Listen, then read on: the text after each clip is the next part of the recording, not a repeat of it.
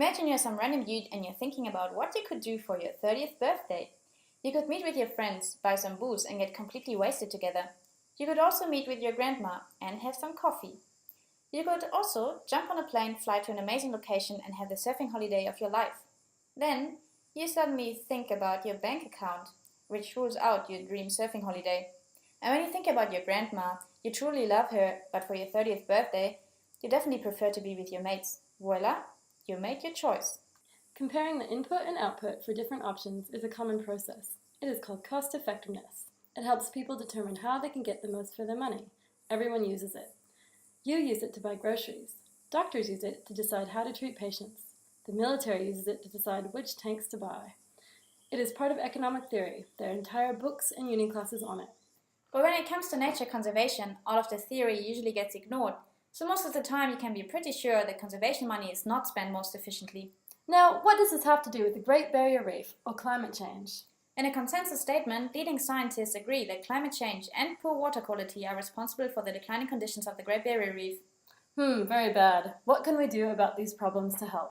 Thanks to our past emissions, sea level will rise and coral reefs will bleach, even if we stop all emissions today. Climate change is a tricky threat to manage at a local scale. It requires global action. The good news is improving water quality is predicted to increase the resilience of marine ecosystems to the impacts of climate change. Just like a young, healthy person is better suited to fight off the latest flu than an old person with cancer. Poor water quality is the result of human activities upstream. Grazing, coastal development, and agriculture increase the amount of sediment and pollutants into rivers and eventually the sea. Time to act, but how exactly? There are a myriad of potential projects you could do to manage this runoff. But which one makes the most sense? Buying new sugarcane harvest equipment for farmers at Mackay?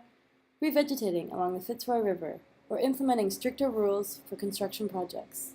Unless you're Superman and filthy rich, you can't do them all. You have to prioritize your options. We're back to cost effectiveness. In collaboration with WWF and government agencies, we collect information about the cost, or money spent, the effectiveness, or improvement of water quality, and feasibility, or how realistic it is, for projects that reduce runoff. This helps managers decide what to invest in and where to get the biggest bang for their buck. This method can also be used for other conservation projects. For example, we apply this to managing threats of flatback turtles, like light pollution, rising sand temperature, and habitat destruction. For estimating the costs and benefits of a suite of conservation projects, like installing turtle-friendly lights near nests, shade nests, or control foxes, you can make decisions that get the most for your money. And the turtles can plan for their 30th birthdays too.